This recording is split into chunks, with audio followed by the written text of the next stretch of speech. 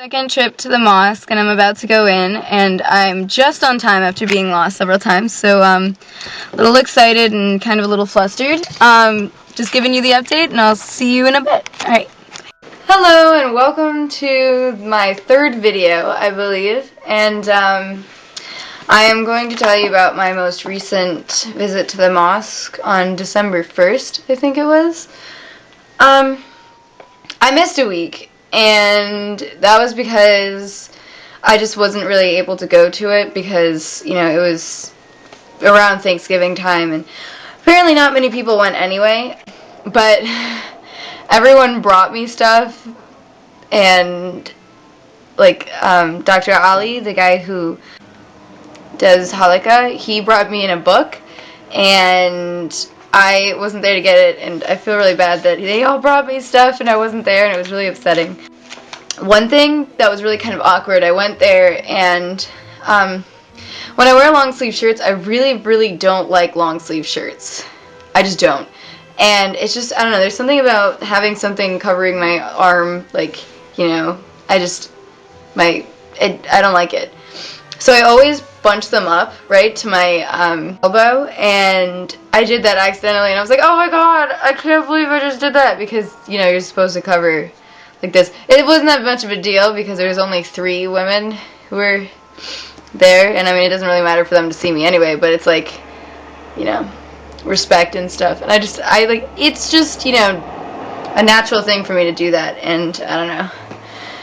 So I'm basically starting this off with an embarrassing thing that I did. So Bushra, the girl who is the sister who is helping me through this entire journey kind of thing, she's so sweet. I love her. She let me borrow this book, which is the book that they're doing, that they're focusing on kind of for this thing. It's called Minhaj al-Muslim, and it's the first volume. And so I'm reading it, and then I'm going to be sending her messages and asking her questions.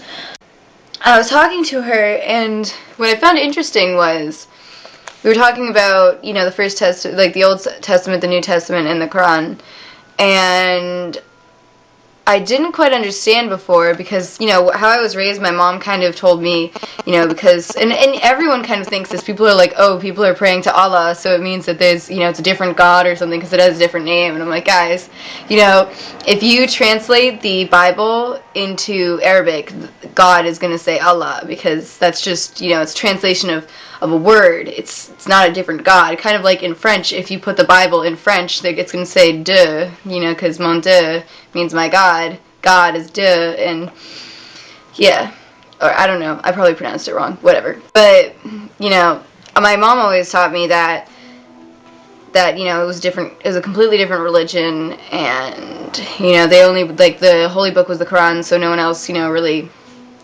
there was no other thing except for the Quran in it. However, Bushra told me, she says that the Quran is the last of the books. So the first, like, the Muslims believe in all of it. Like, the Old Testament, the New Testament, the Quran, all of it, you know, it's complete. The Quran is the complete religion.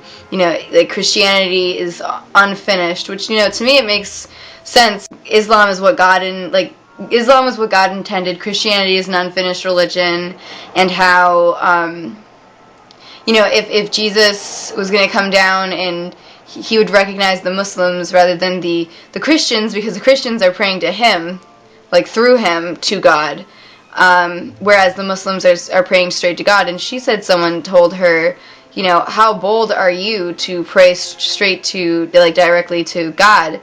And she said back to them, you know, how bold are you not to? How bold are you to go through someone else, you know, and not pray directly to him?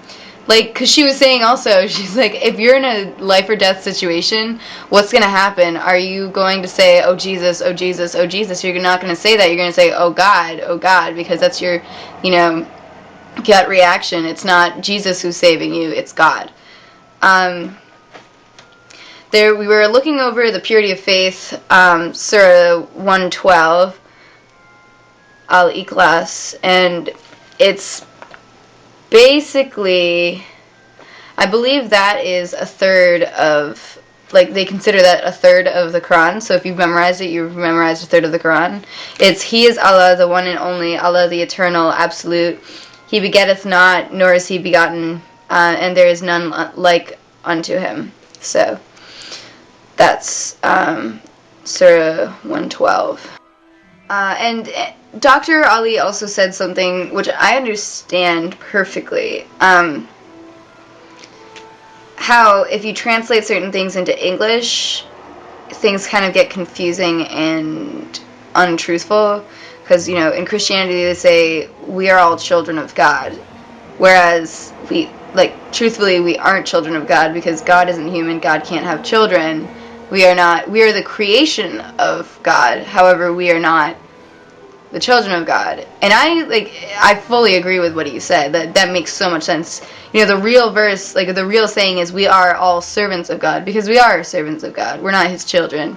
You know, he didn't birth us, he created us. You know, or in the Christian belief they say Father, and he's not our Father, he's our creator, he's our Lord. It's different.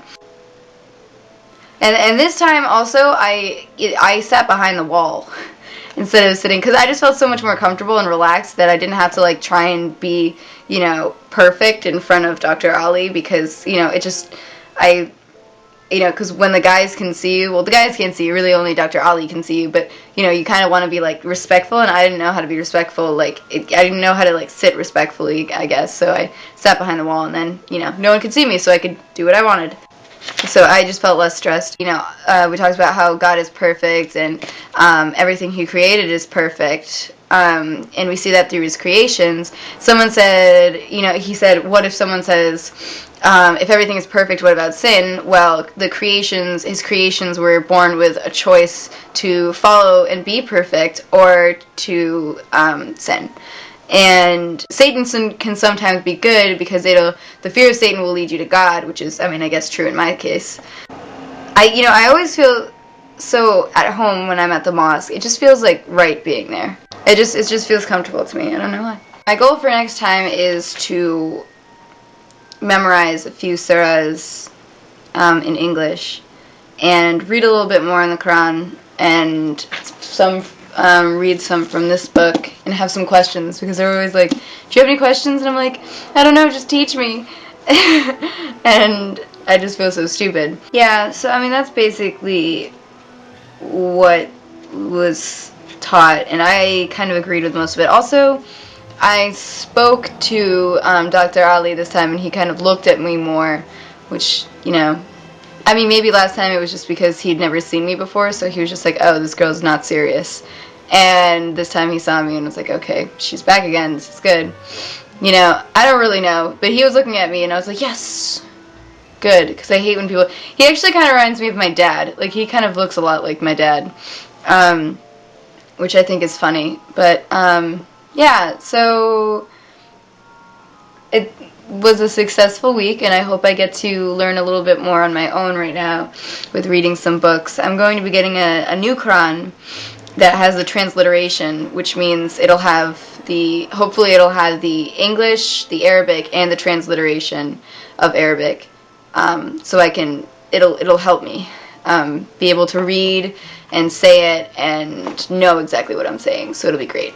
And I'm really excited. Oh my god, this is a really good idea, and I can't believe.